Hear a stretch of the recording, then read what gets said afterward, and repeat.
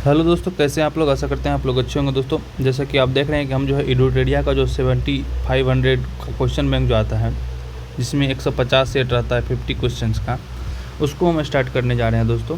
क्योंकि जो है उसमें जो है क्वेश्चंस के लेवल अच्छे दिए गए हैं। और किसी भी अभी देखिएगा BPSC exam, UP, PCS, JPSC, किसी Bihar SI, Bihar police, railway, SSC, BSSC, किसी भी एग्ज़ाम्स के लिए अगर आप पढ़ते हैं, अगर सेट प्रैक्टिस नहीं करते हैं तो वो बेकार हो जाता है। क्योंकि सेट प्रैक्टिस से आपको पता चलता है आपको याद है नहीं है, क्या टॉपिक छूट रहा है, क्या टॉपिक आप नहीं पढ़े हैं, क्या टॉपिक अगर पढ़े हैं तो भूल रहे हैं, तो वो सब चीज़ चेक कहाँ होता है, आपका टेस्ट सीरीज से चेक होता है। इसी के लिए दोस्तों हम जो बाइलिंगुअल इंग्लिश मीडियम और हिंदी मीडियम दोनों मीडियम के लिए हम स्टार्ट कर रहे हैं। एडुटेरिया का जो है 7500 सीरीज शुरू कर रहे हैं। इसमें बाइलिंगुअल पढ़ेंगे, हिंदी इंग्लिश दोनों माध्यम के लिए, इसलिए कोई दिक्कत नहीं होगा। जो हिंदी माध्यम है हिंदी माध्यम में पढ़ सकते हैं, जो इंग्लिश माध्यम है इंग्लिश माध्यम। अगर आप वीडियो देख रहे हैं, अगर आपके पास सेट है तो आप सेट खोलिए, इसका डिस्कशन करेंगे और हर एक ऑप्शंस का जो डिस्कशन करेंगे उसको आप लिख सकते हैं, क्योंकि इसमें बहुत सारा फैक्ट बताया जाएगा। तो चलिए स्टार्ट करते हैं दोस्तों। इसमें जो है हम देख रहे हैं कि पहला क्वेश्चन दिया गया है कि भारतीय रिपब्लिकन पार्टी के संस्थापक कौन थे। भारतीय रिपब्लिकन पार्टी के संस्थापक कौन थे? इसका उत्तर हो जाएगा डॉक्टर बी आर अम्बेडकर। अब इसके बारे में हम चारों ऑप्शन को डिस्कशन करते हैं पहले शुरू से। सबसे पहले अगर देखें सुभाष चंद्र बोस के बारे में अगर देखें तो ये जो है इसका जन्म जो हुआ था वह 23 जनवरी 1897 को इसका जन्म हुआ था। कहाँ पे? कटक में, उड़ीसा कटक में। इसके अलावा जो है इनके पिता का नाम क्या था? वह जानकीनाथ बोस और प्रभावती देवी इसकी माता नाम। पिता का नाम जानकीनाथ बोस और प्रभावती देवी। ये जो है दोस्तों 1920 में जो है ये सिविल सर्विसेज का एग्ज़ाम क्वालिफाई करते हैं। 1920 में, और 1921 में ये छोड़ देते हैं। इसके अलावा अगर देखें तो ये जो है INC इंडियन नेशनल कांग्रेस जो है, जिसका इस्टेब्लिशमेंट हुआ है, कब स्थापना हुआ है? 1885 में हुआ था। उसके जो अध्यक्ष रहे हैं ये 2 बार रहे हैं। एक बार 1938 में, जो हुआ था कहाँ पे? हरिपुरा में। एक हुआ था 1939 में, उसका सेशन हुआ था त्रिपुरी में। इस दोनों सेशन का अध्यक्षता किया 1938 और 1939 में। और ये भी अभी जो है ये दोनों क्वेश्चन जो है दोस्तों बीपीएससी 75 प्रथम में, मतलब 71st जो था उसमें क्वेश्चन पूछा गया था इससे, सुभाष चंद्र बोस से रिलेटेड। इसके अलावा अगर देखें तो ये जो है फॉरवर्ड ब्लॉक उसका भी इस्टेब्लिशमेंट करते हैं ना, ये 3 मई जो है 1939 को इसका इस्टेब्लिशमेंट करते हैं। और ये जो है लगभग जो है हाउस अरेस्ट इसको किया गया था, जो मतलब उस समय में जो भारत छोड़ो आंदोलन से पहले लगभग जो है जनवरी 1941 में इसको हाउस अरेस्ट किया था कोलकाता में। तो यहाँ पर हम क्या देख रहे हैं कि जनवरी 1941 में ये क्या होता है, भाग जाते हैं कोलकाता में। इसको हाउस अरेस्ट किया गया था कोलकाता। तो कोलकाता से ये भाग जाते हैं कब? जनवरी 1941 में ये भाग जाते हैं। ये 17 जनवरी होता है, 17 जनवरी को भाग जाते हैं। इसके बाद जो है ये प्रोविंशियल गवर्नमेंट भी इस्टेब्लिश करते हैं। प्रोविंशियल यानी प्रांतीय जो है वह जो है सरकार स्थापित करते हैं 21 अक्टूबर 1943 को सिंगापुर में ये सब जो है ये काम करते हैं। इन्होंने जो है वह जो एक नारा दिया था कि तुम मुझे खून दो मैं तुम्हें आज़ादी दूंगा, give me blood and I will give you freedom. इसके अलावा इसका जय हिंद भी एक नारा है, तो इतना हम देख चुके हैं। ये सभी जो है वह सुभाष चंद्र बोस के बारे में था। इसके बाद में अगर देखें तो यहाँ पर जो है हम अगर बी ऑप्शन दिया गया है रमेश चंद्र मजूमदार के बारे में। इसको हम अगर देखें, इसको अब हम डिलीट कर देते हैं। अगर आप लोग देख लिए हैं तो डिलीट कर देते हैं, क्योंकि फिर इसको बताना भी है, तो इसको डिलीट कर देते हैं, डिलीट। अब जो है वह जो है हम सेकेंड ऑप्शन का अगर डिस्कशन करें तो इसमें हम देख सकते हैं कि रमेश चंद्र मजूमदार जो है इनका जन्म जो है वह हुआ है 1888 में। इसके अलावा जो है यह जो है डेथ हुआ है इसका 1980 में। ये जो है दोस्तों एंशिएंट हिस्ट्री के जो है प्रमुख हिस्टोरियन थे। एंशिएंट इंडियन हिस्ट्री के बारे में जानते थे। और इनकी एक पुस्तक है the history and culture of the Indian people, ये इसका बुक है। इसके अलावा जो है इसके बारे में ज़्यादा जानना नहीं है। भगत सिंह के बारे में जानना है तो भगत सिंह के बारे में अगर देखें भगत सिंह के बारे में, तो भगत सिंह जो है वह, इसका जन्म जो हुआ है वह 28 सितंबर 1907 को जो है बंगा विलेज में। बंगा विलेज कहाँ पर था? पंजाब में अभी के पाकिस्तान के आसपास में, मतलब पाकिस्तान के एरिया में है पंजाब जो है, उसमें बंगा गांव में इसका जन्म हुआ है। ये जो है HSRA जिसका इस्टेब्लिशमेंट हुआ था 1928 में उसके सदस्य थे और इसके जो है संस्थापक सदस्यों में से एक थे। ये जो है इन्होंने जो है यहाँ पर जो है बटुकेश्वर दत्त के साथ मिल करके जो है यह इन्होंने जो है लेजिस्लेटिव असेंबली में बम फेंका था। कब? 8 अप्रैल 1929 में। किसके साथ मिलकर के? 8 अप्रैल 1929 को जो है सेंट्रल लेजिस्लेटिव असेंबली जो होता है उसमें जो है बम फेंका था। बम कौन फेंका था? ये जो है इन्होंने बटुकेश्वर दत्त के साथ मिलकर इन्होंने जो है इनकलाब जिंदाबाद का जो नारा दिया था। तो ये इम्पोर्टेंट चीज़ है। केंद्रीय विधानसभा में बम फेंका था ना। इसके अलावा जो है ये जो है इनको जो है इसके लिए जो है सज़ा भी दिया गया था, फांसी कब दिया गया था? 23 मार्च और जो है 1931। इनका नाम जो है ना सॉन्डर्स हत्याकांड में भी आया था। सॉन्डर्स हत्याकांड जो हुआ था तो उसमें भी जो है इनका नाम आया था। तो ये सब हम देख सकते हैं भगत सिंह के बारे में। इसके अलावा अगर देखें तो हम जो है वह अगर देखें तो B.R. अम्बेडकर के बारे में देखना है। तो B.R. अम्बेडकर के बारे में अगर देखें तो हम B.R. अम्बेडकर के बारे में देख सकते हैं कि ये जो है B.R. अम्बेडकर, इनका इसको पहले डिलीट कर देते हैं क्योंकि ये भर गया है ना, भर गया है तो इसको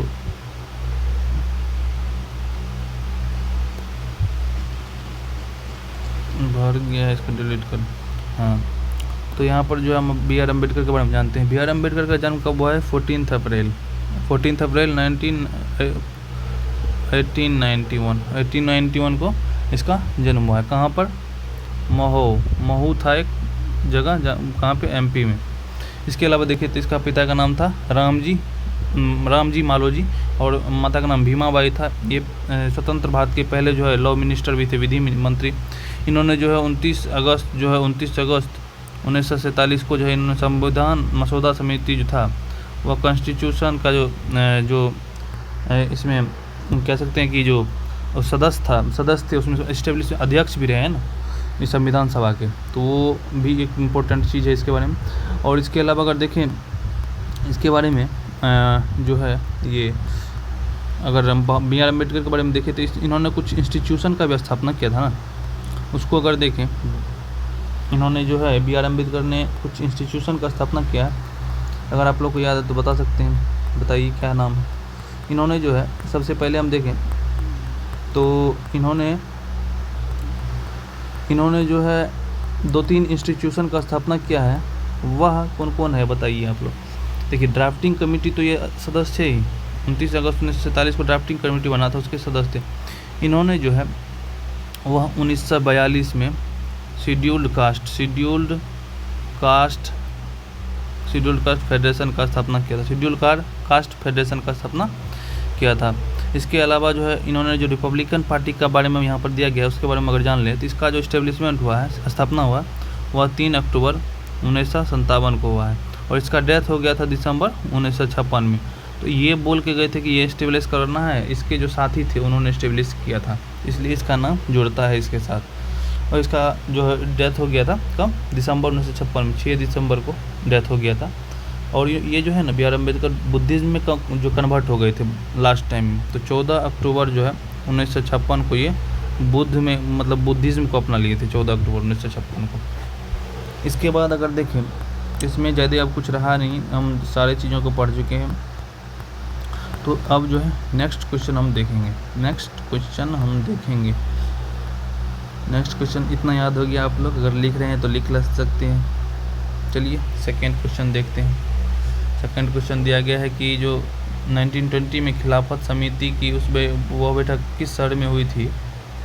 1920 की खिलाफत समिति की वह बैठक किस शहर में थी जिसमें गांधी जी से असहयोग आंदोलन नेतृत्व करने के लिए कहा गया था? ये जो है दोस्तों ये इसको जो कहा गया है कि गांधी जी से सहयोग जो कहते हैं कि गांधी जी को हमको यहाँ पर जो आपको करना है, तो उसके लिए जो है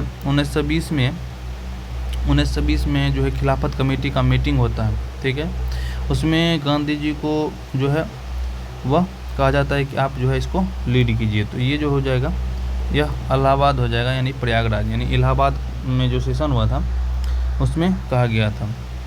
तो यहाँ पर जो है 1920 में हुआ है खिलाफ कमेटी का मीटिंग, कहाँ पे, इलाहाबाद में इसको कहा गया था। और जो है इसको लॉन्च किया गया है कब, जो यहाँ पर जो लॉन्च किया गया था वह दिसंबर 1920 में, दिसंबर 1920 में नागपुर में जो एक सेशन हुआ था, नागपुर में INC का जो अधिवेशन हुआ था उसमें कहा गया था। और इसके अलावा अगर देखिए तो लाहौर सेशन और ये लखनऊ सेशन के बारे में देखिए तो यह 1916 में हुआ है। इसमें जो है मित्रता हुई थी किसमें, मुस्लिम लीग और INC कांग्रेस के बीच भी मित्रता हुई थी। इसके अलावा जो है इसमें मुस्लिम जो इसको लखनऊ पैक्ट भी कहा जाता है, और यहाँ पर जो है गरम दल के नेता भी जो है एक साथ आ गए थे, गरम दल और नरम दल भी मिल गए थे। तो इस सभी के लिए जो है ये इम्पोर्टेंट है। लाहौर सेशन जो हुआ है वह 1929 में हुआ है। यह इम्पोर्टेंट क्या है कि यहाँ पर पूर्ण स्वराज के लिए बिल लाया गया था। 1929 का जो सेशन था उसमें JL नेहरू ने जो है यहाँ पर अध्यक्षता की थी। और यह जो है 26 जनवरी 1930 को जो है वह पहला जो स्वतंत्रता दिवस मनाया गया था, स्वतंत्रता दिवस 1930 में 26 जनवरी को मनाया गया था। पूर्ण स्वराज के लिए जो रेजुलेशन है, पूर्ण स्वराज के लिए जो प्रस्ताव था वह भी पास हुआ था किसमें, लाहौर अधिवेशन में। कराची अधिवेशन के बारे में अगर देखें तो कराची अधिवेशन जो है 1931 में हुआ है। इसका अध्यक्षता सरदार वल्लभ भाई पटेल किए थे। इसमें जो है वह जो है मूल अधिकार जो होता है, फंडामेंटल राइट्स के लिए जो है वह प्रस्ताव पास किया गया था। इसके अलावा जो नेशनल इकोनॉमिक प्लानिंग होता है, राष्ट्रीय आर्थिक जो प्रोग्राम यानी कि राष्ट्रीय आर्थिक जो नीति होती है उसको भी एक्सेप्ट किया गया था। ये सब हम देख सकते हैं। अब 3 नंबर क्वेश्चन दिया गया, निम्नलिखित में कौन होम रूल की स्थापना में शामिल नहीं था। तो शामिल था बाल गंगाधर तिलक थे, शामिल एनी बेसेंट थी, और ये सुब्रमण्यम अय्यर भी शामिल थे। तो इसके बारे में अगर देखें तो एक चीज़ हम अगर देखें ना, खिलाफत आंदोलन के बारे में एक चीज़ आप जान लीजिए, खिलाफत आंदोलन का नेतृत्व कौन किया था ये हम नहीं बताया ना। तो ये जो खिलाफत आंदोलन था ना, खिलाफत आंदोलन का नेतृत्व किया था 1990 से लगभग 1924 तक चला था। मूल तौर पर 99 मानते हैं कि 99 में शुरू हुआ था, यही पूछता है क्वेश्चन। तो इसमें अली ब्रदर्स थे, अली बंधु थे, उसका नाम था मोहम्मद अली और शौकत अली। मोहम्मद अली और शौकत अली दोनों भाई ने लीड किया था। इसके अलावा जो मौलाना अबुल कलाम आज़ाद हैं वो भी इसके जो नेता थे। इसके अलावा हकीम अजमल खान थे, वो भी नेता थे खिलाफत आंदोलन के। तो यहाँ पर देखिए अब जो है ये यहाँ पर जो है होम रूल के बारे में दिया गया है। तो बाल गंगाधर तिलक के बारे में अगर देखें तो यहाँ पर देखिए कि यहाँ पर बाल गंगाधर तिलक जो है वह अप्रैल 1916 में लॉन्च करते हैं होम रूल लीग को। ठीक है, होम रूल लीग को कहाँ से करते हैं ये लॉन्च, तो ये करते हैं, ये जो है वह पूना से करते हैं। कहाँ से करते हैं, पूना से करते हैं। इसके अलावा देखें इन्हें लोकमान्य भी कहा जाता है, इसके अलावा अगर देखें तो इन्होंने केसरी और मराठा नामक जो पत्रिका चालू किया था, केसरी और मराठा नामक पत्रिका भी चालू किया था। इन्होंने कहा था कि स्वराज जो है हमारा जन्मसिद्ध अधिकार है, Swaraj is my bright right and I shall have it, मैं इसको लेकर रहूँगा। 1916 में जो है अप्रैल में ये करते हैं। एनी बेसेंट के बारे में अगर देखें, एनी बेसेंट के बारे में तो एनी बेसेंट का जो है वह सितंबर 1916 में शुरू होता है। और ये जो है कहाँ पर शुरू होता है, मद्रास में ये करती हैं। इसके अलावा अगर देखें तो ये INC का जो इंडियन नेशनल कांग्रेस यानी कांग्रेस का जो अध्यक्ष रही हैं वह 1917 में रही है, 1917 में रही है। और ये जो सेशन हुआ था कलकत्ता में हुआ था 1917 में सेशन। इसकी जो एक प्रमुख पत्रिका है वो जान लेते हैं, एक न्यू इंडिया और एक कॉमनवेल्थ, दोनों पत्रिका है किसका, एनी बेसेंट का। अब अगर देखें सुब्रमण्यम अय्यर जो है वह जो है सुब्रमण्यम अय्यर जो थी ना वह जो है एनी बेसेंट के साथ ही रहती थी, मतलब इसके साथी थी। ये जो आंदोलन हुआ था होम रूल आंदोलन, तो उसमें साथी थे। और साथ ही साथ जो है ये मद्रास हाईकोर्ट के जो पहले इंडियन एक्टिंग चीफ जस्टिस होता है, जो कार्यकारी होता है, एक्टिंग चीफ जस्टिस होता है, वह भी रहे हैं। तो ये मद्रास हाई कोर्ट के पहले जो है वह इंडियन एक्टिंग चीफ जस्टिस थे। और इसके अलावा जो देखिए सुब्रमण्यम अय्यर जो है वह द हिंदू न्यूज़पेपर जो है उसके को फाउंडर थे। 1878 में जो शुरू हुआ है वह हिंदू न्यूज़पेपर 1878 में, उसके भी को फाउंडर थे। अल्काट के बारे में देखिए तो अल्काट ने जो है थियोसॉफिकल सोसाइटी की स्थापना की है। थियोसॉफिकल सोसाइटी अल्काट ने स्थापना की 1875 में।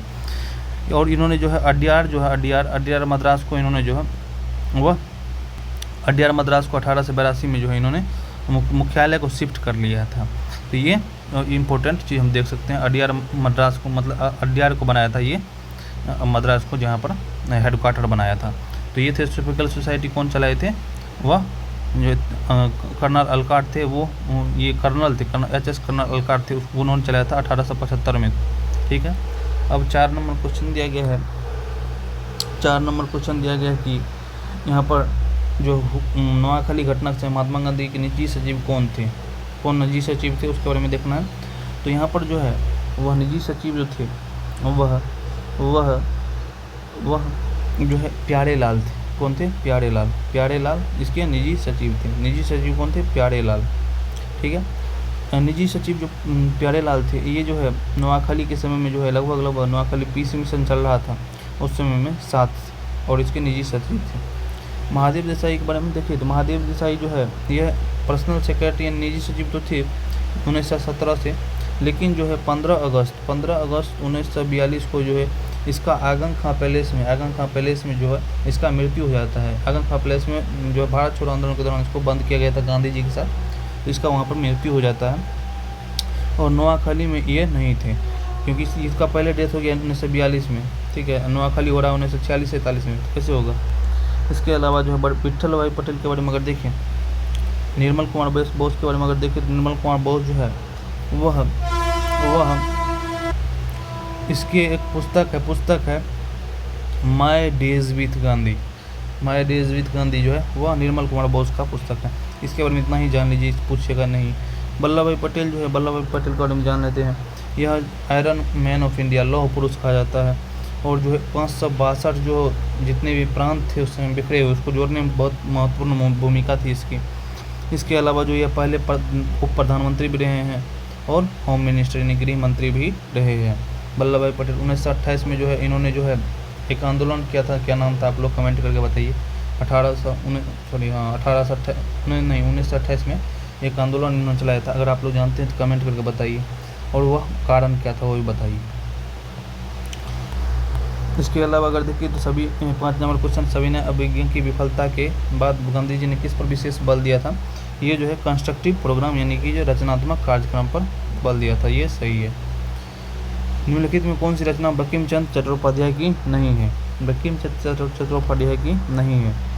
इसमें जो हम देखें तो बंकिम चंद्र चटर्जी जो है वह उसका पोस्टमास्टर जो यहाँ पर दिया गया पोस्टमास्टर के जो रचयिता है वह कौन है? तो वह रविंद्रनाथ टैगोर है। बंकिम चंद्र चटर्जी की नहीं है। पोस्टमास्टर किसका है? रविंद्रनाथ टैगोर लिख सकते हैं आप। इसके बाद जो है दुर्गेश नंदिनी बंकिम चंद्र चट्टोपाध्याय की है। आनंद मठ भी है, देवी चौधरानी भी है। इसके बाद देखें तो ये नहीं है। पोस्टमास्टर किसका है? इसका है रविंद्रनाथ टैगोर। दुर्गेश नंदिनी जो है वह 1865 में इन्होंने लिखा था। दुर्गेश नंदिनी पहला था। इसके बाद आनंद मठ जो है 1882 में लिखा था, 1882 में। इसके अलावा जो है ये देवी चौधरानी जो है यह 1884 में लिखा था, 1884 में लिखा था। और ये जो है ये रविंद्रनाथ टैगोर की है ये पोस्टमास्टर। ठीक है। अब जो है और अगर देखें तो बंकिम चंद्र चटर्जी जो है वह इसके बंकिम चंद्र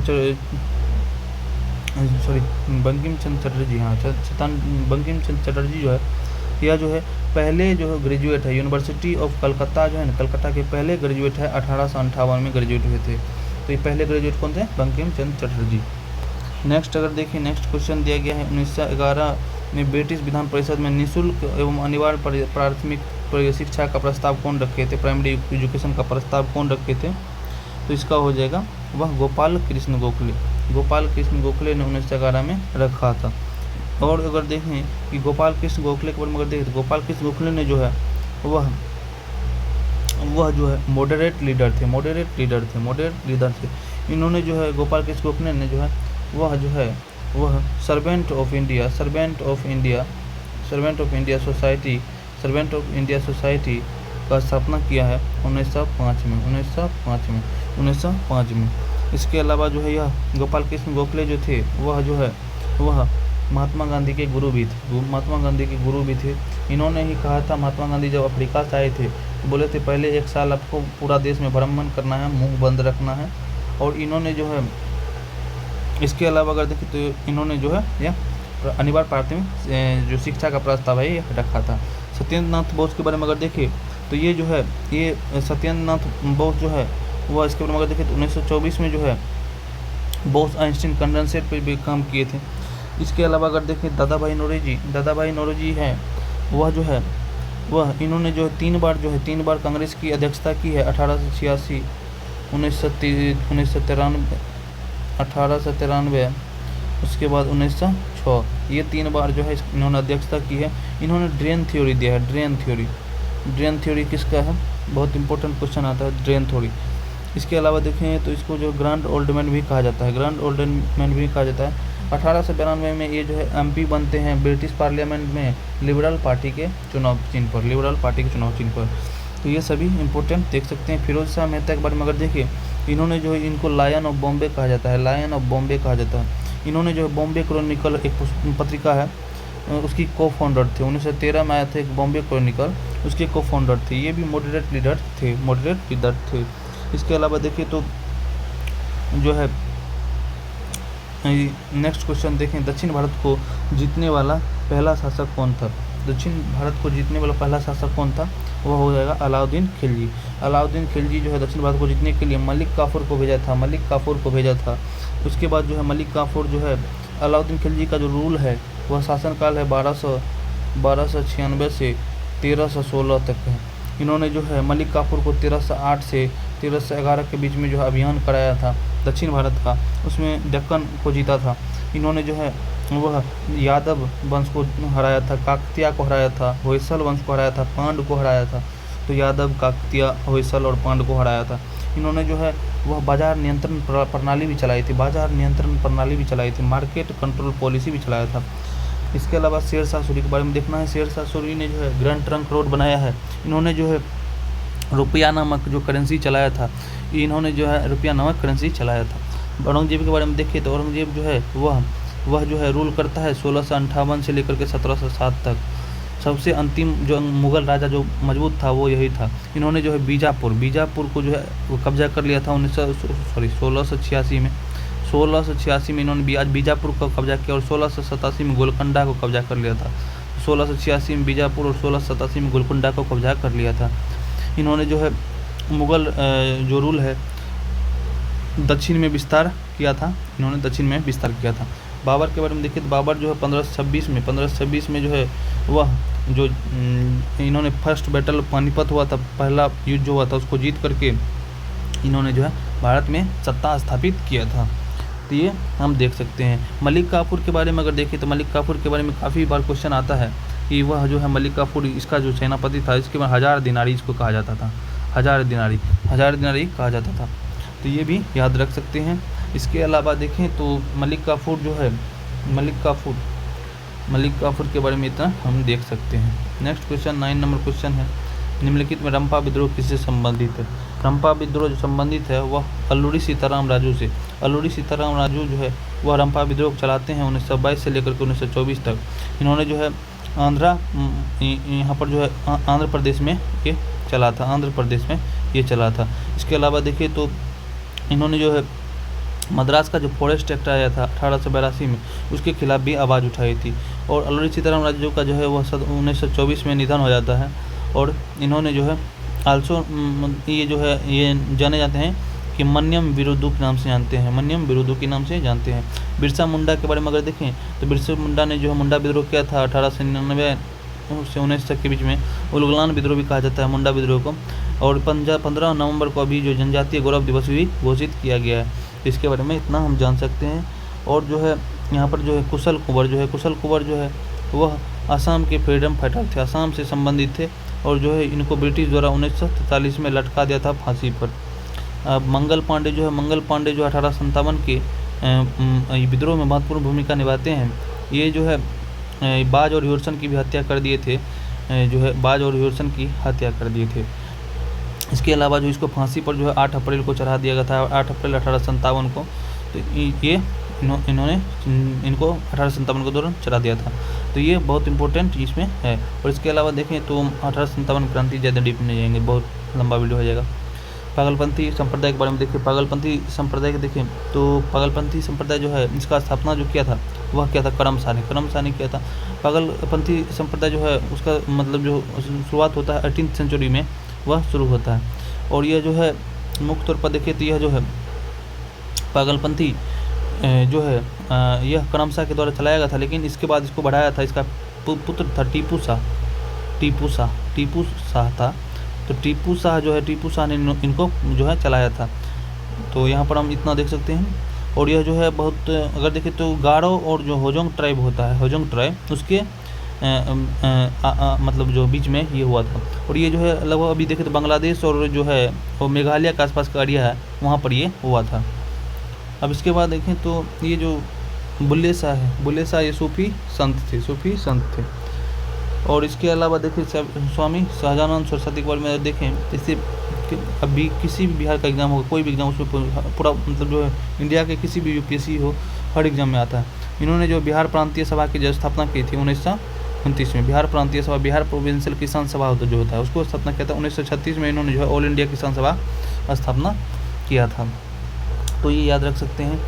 और जो है इसके बाद अगर देखें तो इसके बाद और ये जो पागलपंथी जो विद्रोह हुआ था ना, मुख्य तौर ब्रिटिश का जो राजस्व नीति था उसके खिलाफ हुआ। ठीक है।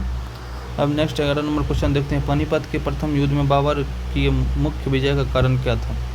ये जो है तुगलमा पद्धति जो चलाता है, तुगलमा पद्धति जो है वह क्या है, ये कि मतलब युद्ध लड़ने की जो है वह और तोप सजाने की जो है सिस्टम होता है तुगलमा, तो उसको कहा जाता है।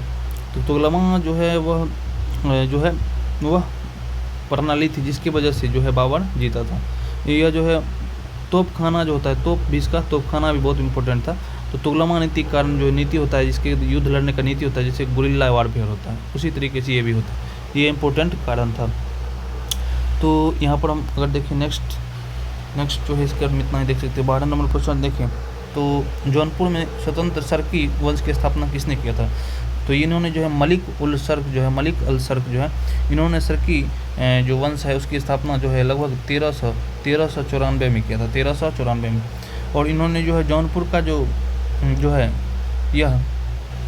यह जौनपुर का गवर्नर था फिरोज शाह तुगलक। इन्होंने जो है फिरोज शाह तुगलक ने इसको जो है जो जौनपुर का जो है वह गवर्नर मलिक उल सर्क को नियुक्त किया था।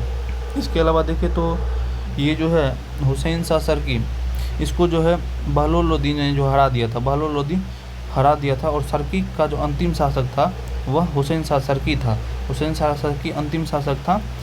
तो ये जो है 1479 में इसको हरा दिया था किसने? वह बहलोल लोदी ने। लोदी वंश का शासन था उस समय में। और इसके बाद देखिए शमसुद्दीन इब्राहिम भी सरकी वंश का प्रसिद्ध शासक है। इसके ये जो है म्यूजिक जो होता है, संगीत का प्रेमी था। और आर्किटेक्चर यानी कि जो है लोक कला सब जो होता है आर्किटेक्चर का प्रेमी था और म्यूजिक का। फिरोज शाह तुगलक के बारे में देखिए तो यह जो है सरकी वंश से संबंधित ही नहीं है। ठीक है। और जो है इसके अलावा देखिए फिरोज शाह तुगलक के बारे में देखिए तो बहुत सारा चीज़ पढ़ने के लिए, तो उतना हमको ये देखना नहीं है। जब इसका सेपरेट आएगा किसी में तो बताएंगे। अभी जो है एक और चीज़ देखें, जौनपुर का जो है ना, जौनपुर को जो है सिराज ऑफ इंडिया कहा जाता है, यानी कि भारत का सिराज कहा जाता है। इसके अलावा अगर देखें तो वह जो बड़ी संख्या में बच्चों के दफन अवशेष की संस्कृति कहाँ से प्राप्त हुए हैं? यह जो है जोड़वे कल्चर के बारे में बता रहा है। जोड़वे जो है महाराष्ट्र में एक जगह है जोड़वे, वहाँ से बच्चों के दफनाने के सबसे अधिक प्रमाण मिले हैं। बच्चों के दफनाने के सबसे अधिक मालवा संस्कृति जो है ना, यह मालवा संस्कृति मध्य प्रदेश के बारे में बताया जा रहा है। मध्य प्रदेश का कैथा संस्कृति जो है वह भी मध्य प्रदेश के जो है वह चैलकोलिथ यानी कि ताम्रपाषाण कालीन जो है जगह है, ताम्रपाषाण कालीन। आहार संस्कृति जो है वह काला लाल जो मृदभांड होता है, ब्लैक रेड जो पोट्री जो होता है, काला लाल मृदभांड के लिए प्रसिद्ध था आहार कल्चर। तो ये सभी याद रखते हैं। आहर कल्चर जो है राजस्थान में जो है इम्पोर्टेंट जगह है, राजस्थान में मतलब आहर कल्चर जो है राजस्थान में था। तो ये सब याद रख सकते हैं यहाँ पर जो है। उसके बाद नेक्स्ट 14 नंबर क्वेश्चन बहुत लंबा हो जाएगा वीडियो। भागवत संप्रदाय के विकास में सर्वाधिक योगदान किसका था? तो भागवत संप्रदाय के जो है इसमें विकास में योगदान किसका था सबसे ज़्यादा, तो उसको देखना है। तो यहाँ पर जो है भागवत संप्रदाय के बारे में अगर देखें तो सबसे ज़्यादा जो भागवत संप्रदाय का विकास हुआ है वह गुप्त काल में हुआ है। इसके अलावा देखें तो गुप्ता में जो है मुख्य तौर पर जो भगवान पूजा जाता था वह विष्णु को पूजा जाता था, विष्णु भगवान को पूजा जाता था। गुप्त काल में सर्वाधिक विकास जो हुआ है वह है किसका? भागवत संप्रदाय का। अगर देखें पर्थियन जो है पर्थियन के बारे में ज़्यादा कुछ जानना नहीं है। ये इंडो ग्रीक के बारे में देखें तो इंडो ग्रीक जो है ना, इंडो ग्रीक में एक आया था, इंडो ग्रीक शासक था हेलियोडोरस जो था, एक आया था किंग था हेलियोडोरस। उन्होंने जो भागवत धर्म को अपना लिया था, और इन्होंने जो है वह बेसनगर अभिलेख भी बनाया था। बेसनगर अभिलेख किसने बनाया था? वह हेलियोडोरस ने भागवत संप्रदाय के लिए बनाया था। इसके अलावा देखिए तो कुषाण बौद्ध धर्म को संरक्षण देते थे। नेक्स्ट देखें अगर तो हम 15 नंबर क्वेश्चन देखें तो धमेक स्तूप कहाँ स्थित है? धमेक स्तूप जो है वह सारनाथ में स्थित है। धमेक स्तूप कहाँ है? सारनाथ में। यह जो है नियर लगभग वाराणसी के नियर में है, नज़दीक है, वाराणसी के नज़दीक है। और इसके अलावा जो इसको जो है बनाया गया था अशोक के द्वारा बनाया गया था। पहला जो यहाँ पर बुद्ध ने जो है पहला धर्मचक्र परिवर्तन का जो दिया था, धर्मचक्र परिवर्तन जो हुआ था वह पहला उपदेश जिसको कहा जाता है धर्मचक्र परिवर्तन, तो पहला उपदेश कहाँ दिया था? सारनाथ में ही दिया था बुद्धा ने, जिसको धर्मचक्र परिवर्तन कहा जाता है। इसके अलावा अगर देखें तो तो आगरा ताजमहल के लिए प्रसिद्ध है। मिर्ज़ापुर जो है कालीन उद्योग के लिए प्रसिद्ध है, और जौनपुर में एक अटाला मस्जिद भी है, अटाला मस्जिद के लिए प्रसिद्ध है। अब नेक्स्ट अगर देखें इसमें क्या देखें कि कौन सा सुल्तान था जिसने खलीफा की सत्ता को स्वीकार करने से इनकार कर दिया था? तो देखिए इसमें जो है हम अगर देखें तो इल्तुतमिश जो है वह 1229 में खलीफा से मान्यता प्राप्त किया था, 1229 में, तो ये नहीं होगा। अलाउद्दीन खिलजी के बारे में देखें तो अलाउद्दीन खिलजी ने नहीं लिया था। अलाउद्दीन खिलजी जो है यह खलीफा को नहीं मानता था, और ये बिलीव करता था किंगशिप यानी कि राजत्व के सिद्धांत में बिलीव करता था, तो ये हो जाएगा। बलबन के बारे में देखें तो इन्होंने जो है देवीय यानी कि डिवाइन किंगशिप, देवीय राजसत्ता को मानता था। ये मानता था राजत्व को, राजा ही सबसे बड़ा है, और ये मानता था देवीय राजत्व का मतलब डिवाइन किंगशिप को मानता था। मोहम्मद बिन तुगलक के बारे में देखें तो यह जो खलीफा से अच्छा संबंध बना के रखा था, ये बिल्कुल सही है। अलाउद्दीन खिलजी का काल जो है वो 1296 से लेकर के 1316 तक है। अब देखें 17 नंबर क्वेश्चन। 17 नंबर उत्तर और यूरोप और उत्तर अमेरिका को कौन अलग करता है? वह जगह नॉर्थ अटलांटिक ओशियन ने भी मतलब सेपरेट करता है यूरोप को और नॉर्थ अमेरिका को। जैसे नॉर्थ अमेरिका अगर देख सकते हैं कि जो है नॉर्थ अमेरिका, ये नॉर्थ अमेरिका हो गया। यहाँ पे ग्रीनलैंड है, और ये यूरोप है। यहाँ पे जो है अफ्रीका है, ठीक है, यहाँ पर अफ्रीका है। तो ये जो है ये अटलांटिक ओशन है, ये सेपरेट करता है। ये हो गया नॉर्थ अमेरिका, ये हो गया यूरोप, ये हो गया नॉर्थ अटलांटिक हो गया, ठीक है, समझ में आ गया।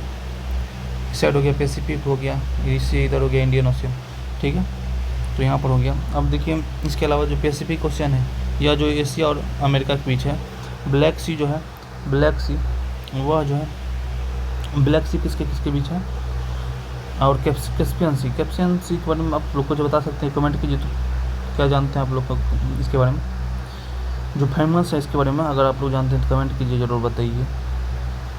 इसके अलावा देखिए तो ब्लैक सी के बारे में देख लेते हैं। ब्लैक सी जो है ना, वह यूरोप और एशिया के बीच में है, तो यूरोप और एशिया के बीच में बॉर्डर बनाते हैं। कैस्पियन सी जो है ना, वह विश्व का सबसे बड़ा इनलैंड लेक है। इनलैंड लेक जो है सबसे बड़ा अंतर्देशीय लेक है। सबसे बड़ा अंतर्देशीय इनलैंड लेक कौन है? कैस्पियन सी है। और ये जो ब्लैक सी किसके बीच है? यह यूरोप और एशिया के बीच है।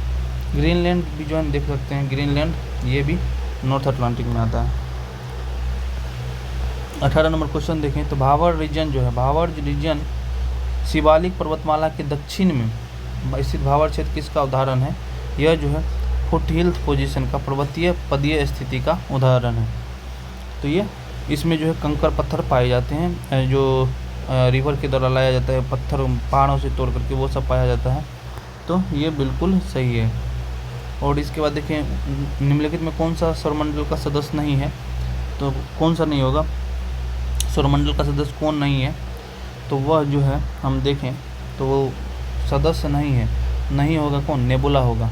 स्टार बनने से पहले नेबुला रहता है ना, कोई भी जो स्टार बनता है उससे पहले शुरुआती चरण को नेबुला कहा जाता है। तो ये नहीं है, एस्ट्रॉयड रहता है, प्लानेट है, धूमकेतु कोमेट है, ठीक है। इसके बारे में देखिए तो ये जो है ना आइस और डस्ट का बना होता है, और यह जो है ऑर्बिट करता है, यानी कि सूर्य के चारों तरफ चक्कर लगाता है। इसमें एक पूँछ भी होता है, पूँछ जैसा निकलता है, टेल दिखाई देता है। नेबुला के बारे में हम देख ही लिए, ये धूल कणों का बना होता है, सौरमंडल का भाग नहीं है, क्योंकि ये तारे बनने से पहले गैस और धूल का वो है। तो इसमें सूर्य की परिक्रमा करता है एस्टेरॉयड, छोटा पिंड है। तो ये सब देख सकते हैं। अब अगर देखें नेक्स्ट क्वेश्चन दिया गया है, ये देखिए क्वेश्चन, ये थोड़ा जो है लंबा हो गया है, मैच द फॉलोइंग क्वेश्चन है। आर्टिकल 26 के बारे में बता ही देते हैं सीधा। आर्टिकल 26 किससे रिलेटेड है? आर्टिकल 26 रिलेटेड है freedom to manage religious matter, यानी धार्मिक जो मामले हैं उसको मानने का जो है वह अधिकार देता है वह आर्टिकल 26। तो आर्टिकल 26 जो धार्मिक मामला प्रबंधन, यहाँ पर 3 हो जाएगा, 1 का 3 हो गया। अब जो 40 है, 40 पंचायत के बारे में बताता है, 40 पंचायत के बारे में बताता है, यहाँ पर 4 हो गया। मान लीजिए हमको 2 पता है, एलिमिनेट कैसे करते हैं बताते हैं, 3 4 हो गया, सही। अब देखिए 3 4 किस में है, इसमें है, इस दोनों में ये दोनों कट गया। अब एलिमिनेशन काम क्या है, अब देखिए और देखते हैं। 98 नंबर जो है ये पार्लियामेंट का जो सेक्रेटेरिएट है उसके बारे में बताता है।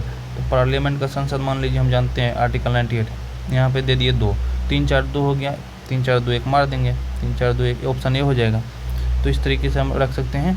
और 239 जो आर्टिकल है वह किससे है संबंधित है, वह संबंधित है यानी यूटी के बारे में, यूनियन टेरिटरी से संबंधित है, ये देख लिए। अब जो है 21 नंबर का क्वेश्चन दिया गया है, वह निम्नलिखित में किस क्षेत्र में राज्य सरकार के स्थानीय निकायों पर नियंत्रण नहीं होता है? निम्नलिखित किस क्षेत्र में राज्य सरकार का स्थानीय नियंत्रण नहीं होता है? तो वह जो है वह नागरिक शिकायत जो है, इसमें स्थानीय इकाई का नियंत्रण नहीं होता है। किस निम्नलिखित में किस क्षेत्र में राज्य सरकार का स्थानीय इकाई पर नियंत्रण? तो ये जो है ना,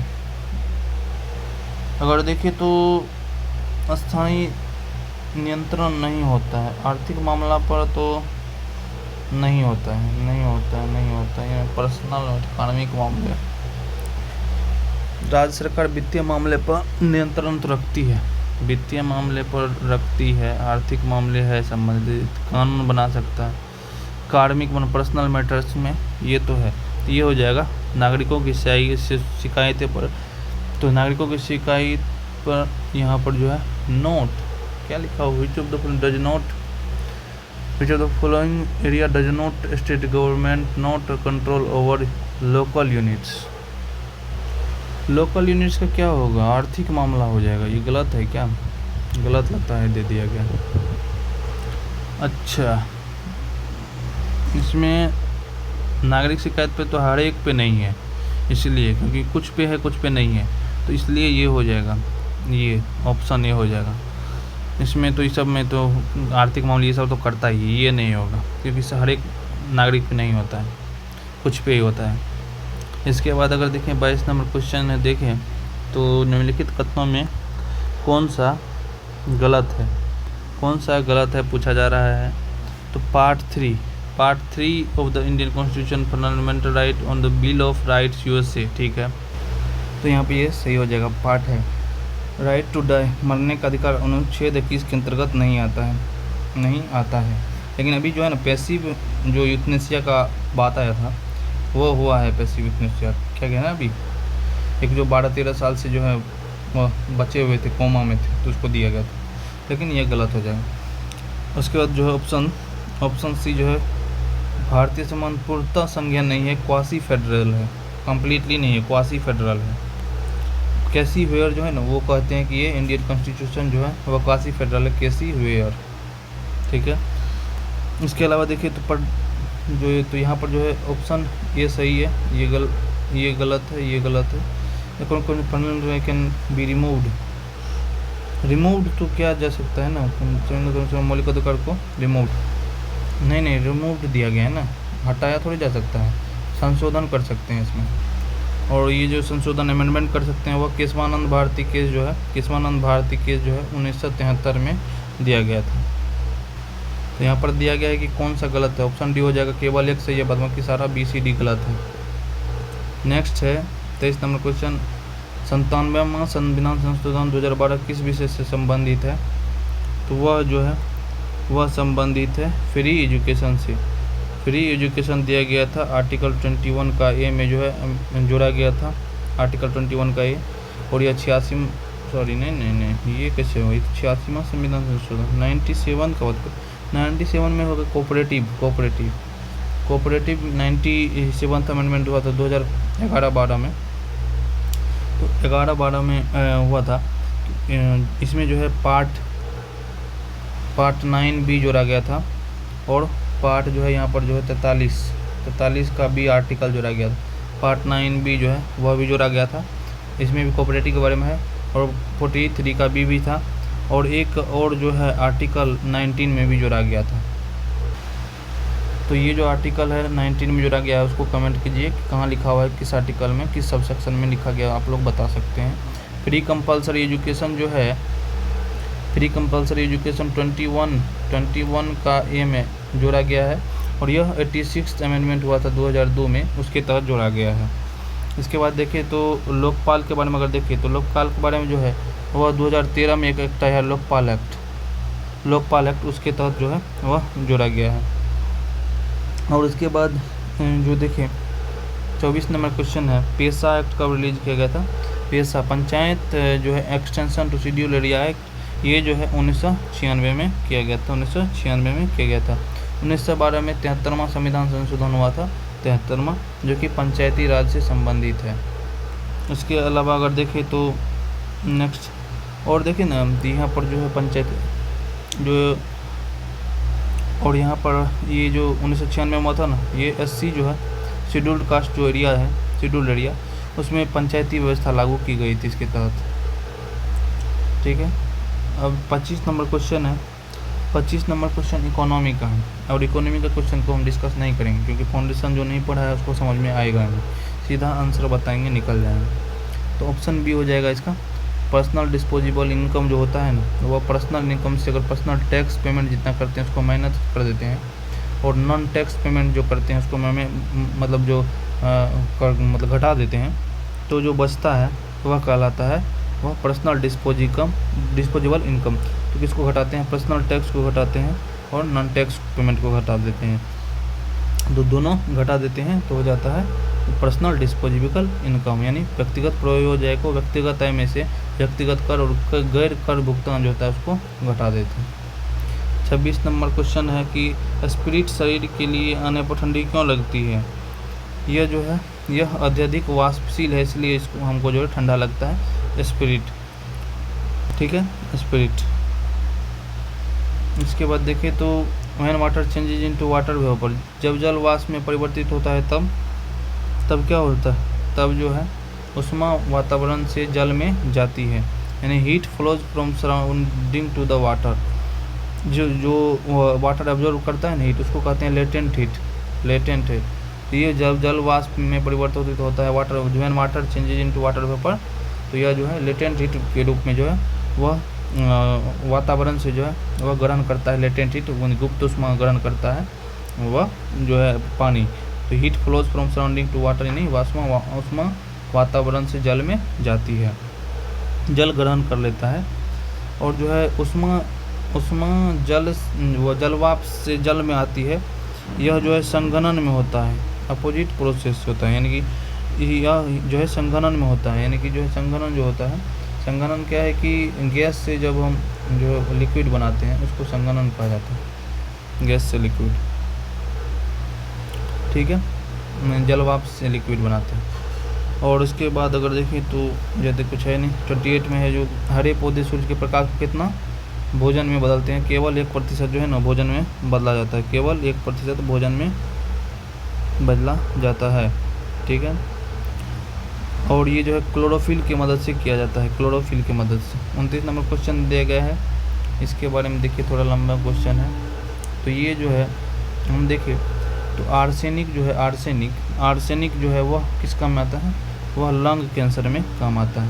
कैडमियम जो आता है वह बोन वीकनेस में आता है, इसका हो जाएगा 1, इसका हो जाएगा 3। बोन वीकनेस में आता है कैडमियम, किसका, बोन वीकनेस, हड्डी की कमजोरी में आता है। आर्सेनिक लंग्स, फेफड़ा के कैंसर में आता है। पॉलीविनाइल क्लोराइड जो है यह जो है वह रेस्पिरेटरी संबंधित है प्रॉब्लम से। पॉलीविनाइल क्लोराइड ये हो जाएगा 4 और ये हो जाएगा 2। बेरियम क्या हो जाएगा, ब्रेन स्वेलिंग से संबंधित है, बेरियम ब्रेन स्वेलिंग से संबंधित है। 1 3 4 2, 1 3 4 2, ऑप्शन डी हो जाएगा। नेक्स्ट दिया गया है 30 नंबर क्वेश्चन, सांद्र सल्फ्यूरिक अम्ल की उपस्थिति में एसिटिक अम्ल और एथिक अल्कोहल की अभिक्रिया को क्या कहते हैं। तो यह जो है वह हम अगर देखें तो एक चीज़ हम यहाँ पर बोल गए थे बताना, ये जो है ना देखिए, ये कैडमियम जो है, कैडमियम किधर गया, कैडमियम से जो है, कैडमियम जो है ना एक बीमारी होता है इताई डिजीज, जो कि जापान में होता है मुख्यतः, ये होता है, ठीक है। बाद बाकी हम देख सकते हैं। सल्फ्यूरिक अम्ल के बारे में अगर देखें तो यह जो है सांद्र सल्फ्यूरिक अम्ल की उपस्थिति में एसिटिक अम्ल और एथिल अल्कोहल की अभिक्रिया क्या कहते हैं, एस्टरीफिकेशन कहलाती है। सल्फ्यूरिक अम्ल की उपस्थिति में एसिटिक अम्ल और एथिल अल्कोहल की अभिक्रिया क्या कहलाती है, एस्टरीफिकेशन कहलाती है, एस्टरीफिकेशन। ये जो है हाइड्रोलाइसिस जो है जल अपघटन, या जो है जल द्वारा अपघटन जो होता है उसको जल अपघटन। ये जो है साबुन बनाने की क्रिया को सोपेफिकेशन कहते हैं। और जो है यहाँ पर हाइड्रोजनीकरण जो है, यह हाइड्रोजन जो जुड़ता है उस जोड़ने की क्रिया को हाइड्रोजनीकरण कहलाता है। ग्रेफाइट में परतें किस बल से जुड़ी रहती है, ये तो वंडरवाल्स फोर्स होता है, वंडरवाल्स फोर्स से जुड़ा होता है। वंडरवाल्स फोर्स से ग्रेफाइट में परतें जुड़ी हुई होती है। इसके बाद अगर देखें तो यातायात वाले शहरों में भूरे रंग की मुक्त वायु जो है वह किसको जो है संबंधित है, यह जो है सल्फर डाइऑक्साइड से संबंधित है। सल्फर डाइऑक्साइड क्योंकि यह प्रदूषण का संकेतक होता है, प्रदूषण का संकेतक होता है, वायु प्रदूषण का, और अम्लीय वर्षा का कारण भी होता है। सल्फर डाइऑक्साइड अम्लीय वर्षा का कारण भी होता है और वायु प्रदूषण का भी जो है कारण होता है। नाइट्रोजन ऑक्साइड जो है यह जो है भूरा धुआं मुक्त जो होता है वह नाइट्रोजन, भूरा धुआं जो होता है नाइट्रोजन डाइऑक्साइड का। कार्बन डाइऑक्साइड जो है वह ग्रीन हाउस गैस है और यह जो है ब्राउन यानी कि भूरा स्मोक के लिए जिम्मेदार है। और जो कार्बन मोनोऑक्साइड जो है वह जो है पॉइजनस गैस है और ये जो है मतलब इनकम्प्लीट कंबसन, अधूरा दहन से बनता है, यानी इनकम्प्लीट कंबसन जलता है ना उससे होता है। 33 नंबर क्वेश्चन देगा, मनुष्य में ग्रंथियाँ, तो ग्रंथियों के लिए जिम्मेदार कौन है। मनुष्य में ग्रंथियों किस ऊतक से बनती है, वह एपिथेलियम उपकला ऊतक से बनती है। सभी ग्रंथि जो है उपकला ऊतक से बनती है। यह जो है मस्कुलर टिश्यू यह गति के लिए जिम्मेदार है। नर्वस टिश्यू जो है यह तंत्रिका तंत्र से संबंधित है, संदेश पहुंचाता है। कनेक्टिव टिश्यू जो है यह शरीर को जोड़ने का काम करता है। मानव लार में उपस्थित लाइसोजाइम किस रूप में कार्य करता है, यह जो है वह एंटीबैक्टीरियल होता है, जीवाणुरोधक होता है। जैमोगेन जो है वह जो है निष्क्रिय एंजाइम है, इसके अलावा देखिए तो एमाइलेज जो है यह पाचक जो एंजाइम होता है, पाचक वह स्टार्च का पाचन करता है। स्टार्च का पाचन कौन करता है, एमाइलेज। स्टार्च का पाचन एमाइलेज। लैपेज क्या है, लैपेज जो है वसा का पाचन करता है, वसा का पाचन कौन करता है, लैपेज। वसा का पाचन लैपेज करता है। पौधों में जो है रंध्र का खुलना और बंद होना किस क्रिया पर निर्भर करता है, यह करता है टर्जर प्रोसेस, स्फीति दाब पर, टर्जर प्रोसेस पर। तो टर्जर प्रोसेस पर प्रेशर पर जो है पौधा का जो रंध्र खुलता बंद होता है वह जो है उस पर निर्भर करता है। अगर देखें तो जो है नेक्स्ट अगर देखें तो इसमें नेक्स्ट 56 नंबर क्वेश्चन, निम्नलिखित में कौन सा फूल का भाग नहीं है, कौन भाग नहीं है, यह जो है वह जो है कौन फूल का भाग नहीं है। तो फूल का भाग है, कौन फूल का भाग है, भाग तो ये हो जाएगा ना पिस्टिल हो जाएगा, स्त्री केसर, ये तो मेन भाग है, रिप्रोडक्शन के लिए जिम्मेदार है। मादा जनन अंग है, फीमेल भाग है, ये सब नहीं होगा। ये मिड वेन तो ये पत्ता का भाग है, वेन्स जो है ये पत्ती में पाया जाता है, तो ये सब नहीं होगा। श्वेत फॉस्फोरस जो देखें यहाँ पर श्वेत फॉस्फोरस के बारे में दिया, व्हाइट फॉस्फोरस। श्वेत फॉस्फोरस के संबंध में कथन पूछा गया, यह एक विषैला पदार्थ है, बिल्कुल सही। इसका उपयोग रासायनिक हथियार के रूप में किया जाता है, केमिकल वेपन, बिल्कुल सही है। यह अत्यधिक ज्वलनशील है और हवा के संपर्क में आते ही स्वतः जल उठता है, बिल्कुल सही है। तो श्वेत फॉस्फोरस जो है वह विषैला पदार्थ है, रासायनिक हथियारों में उपयोग किया जाता है। यह अत्यधिक ज्वलनशील है और हवा के संपर्क में आते ही श्वेत फॉस्फोरस जल जाता है। अगर फॉस्फोरस के बारे में देखिए तो फॉस्फोरस का सिंबल जो है वह P होता है, एटॉमिक नंबर जो है वह 15 होता है। ये जो है रेड कलर का भी होता है और वाइट का भी होता है, ब्लैक भी होता है, ये सब होता है। इसके बाद देखिए नेक्स्ट 38 नंबर क्वेश्चन दिया है, सामान्य सर्दी जुकाम नाक बंद होने के लिए कौन से उत्तरदायी है? वह जो है वह हिस्टामिन है। हिस्टामिन नाक बंद जो होता है उसके लिए हिस्टामिन जिम्मेदार है।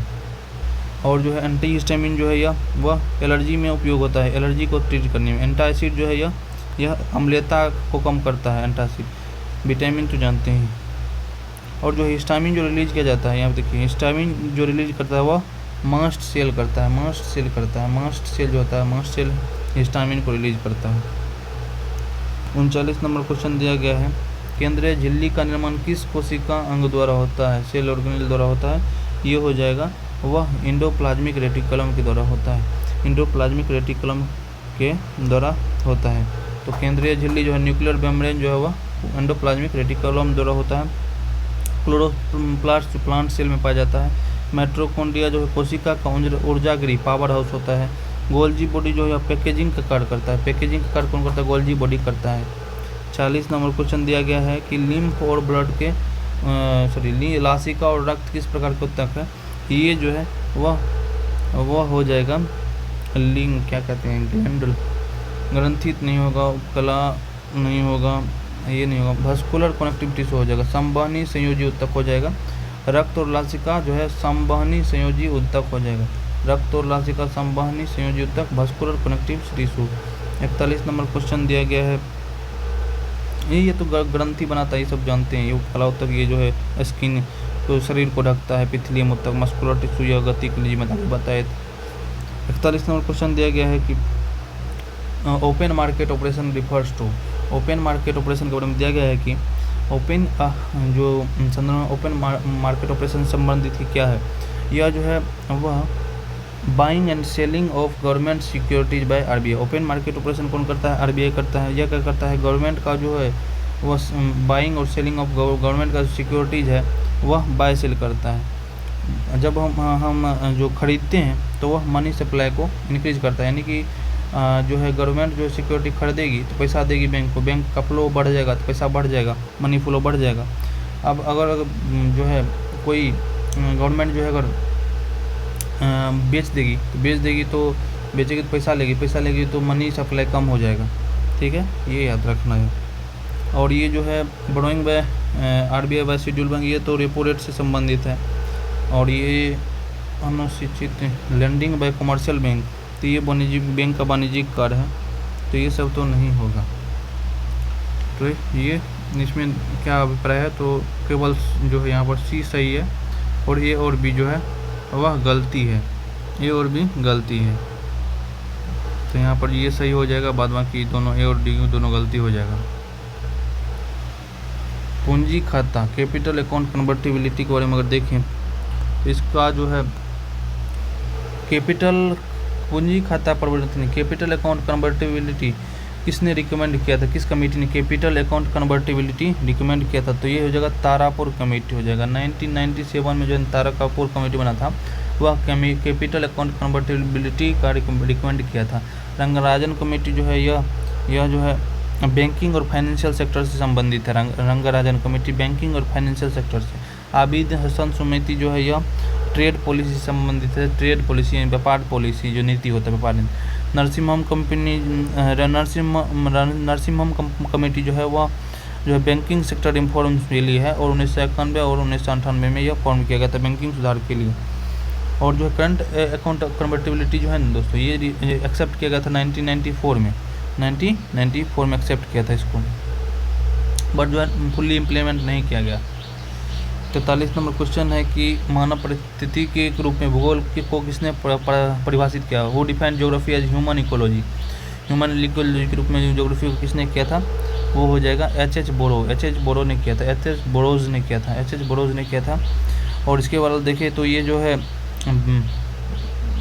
विडाल ले ब्लाचे जो है यह पॉसिबिलिज्म जो होता है संभववाद की जो है उसको स्थापना किया, यानी कि संभववाद के जनक कहा जाते हैं विडाल डी ला ब्लास।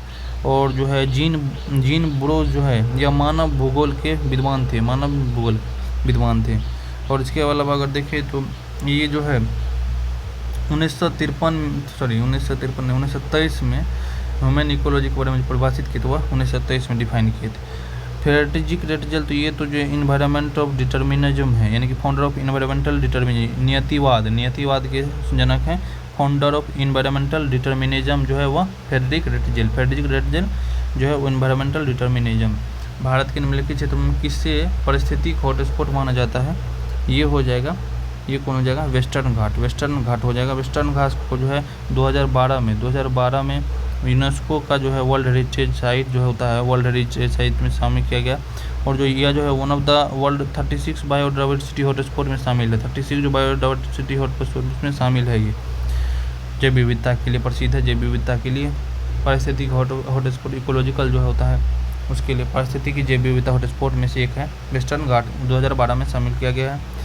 इसके बाद देखें तो विश्व संगीत दिवस कब मनाया जाता है, ये 21 जून को मनाया जाता है। 21 जून को एक और चीज़ मनाया जाता है, उसको क्या कहते हैं, इंटरनेशनल योगा डे। अभी भी हुआ है, ये कहाँ हुआ, इस बार कोलकाता में हुआ है, ठीक है, कोलकाता में नरेंद्र मोदी कोलकाता गए थे।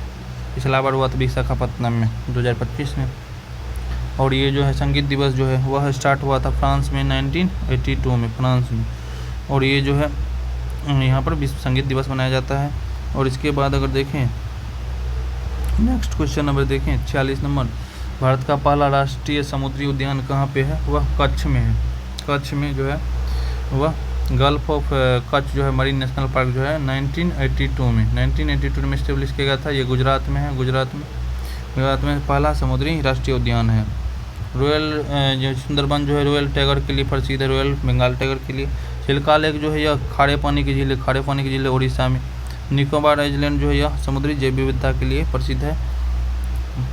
इसके बाद अगर देखें तो स्वाद का वास्तविक स्थान जीव नहीं बल्कि मन है, ये किसने कहा था, तो ये महात्मा गांधी ने कहा था। स्वाद का वास्तविक स्थान जीव है, मन नहीं, ये बोला था महात्मा गांधी ने। अरविंदो घोष कौन है, ये जो है फिलोसोफर थे, नेशनलिस्ट नेता थे। रविंद्रनाथ टैगोर के बारे में देखें कि हम 1913 में इसको जो है नोबेल प्राइज़ मिला है गीतांजलि के लिए एक प्राइज़ मिला। गीतांजलि किसकी रचना है, रविंद्रनाथ टैगोर की। और ये जो है फाउंडर थे विश्वा भारती यूनिवर्सिटी के, 1921 में विश्वा भारती यूनिवर्सिटी का फाउंडर भी थे। महात्मा गांधी के बारे में अगर देखें तो ये तो देख लिया। इसका स्वामी विवेकानंद के बारे में अगर देखें तो ये जो है 1893 में शिकागो में स्पीच दिए थे, उसके लिए फेमस है। और ये जो है रामकृष्ण परमहंस के शिष्य थे, 48 नंबर क्वेश्चन दिया गया है, who first publish newspaper name socialist. The socialist किसका जो है न्यूज़पेपर था, वह हो जाएगा, वह श्यामजी कृष्ण वर्मा का था। इन्होंने जो है इंडिया हाउस का जो स्थापना किया था लंदन में 1905 में इंडिया हाउस का स्थापना किए थे कौन, श्यामजी कृष्ण वर्मा।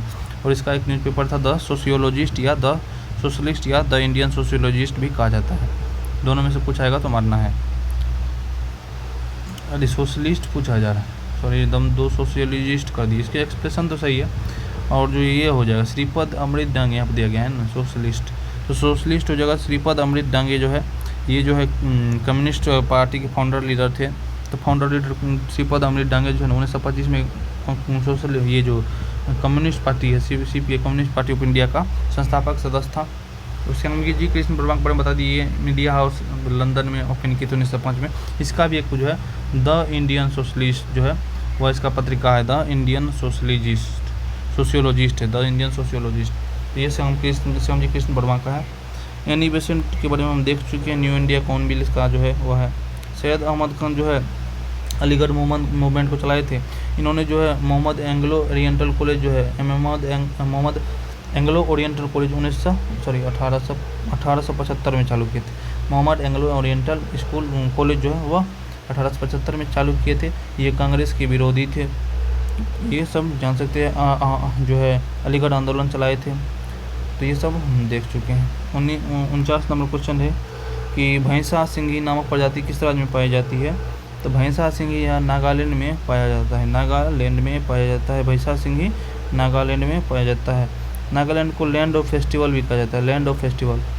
असम के बारे में देखिए तो ये एक सिंघा वाला गेंडा जो हॉर्न राइनोसेरस जो होता है गेंडा, उसके लिए प्रसिद्ध है। मिजोरम जो है, मिजोरम का एक पशु है शेरो, शेरो राज्य का पशु है। बिहार जो है, बिहार के बारे में जानते हैं। 50 नंबर क्वेश्चन दिया गया है कि HDPE का क्या फुल फॉर्म है?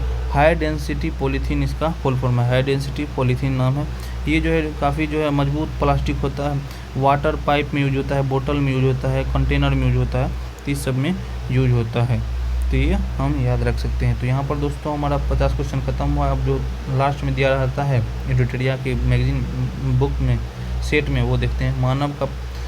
भारत में मानव का अस्तित्व प्रथमतः नर्मदा में, फर्स्ट एविडेंस जो है एग्जिस्टेंस इंडिया में नर्मदा वैली में। अस्थायी बसावट का सबसे प्राचीन प्रमाण मेहरगढ़।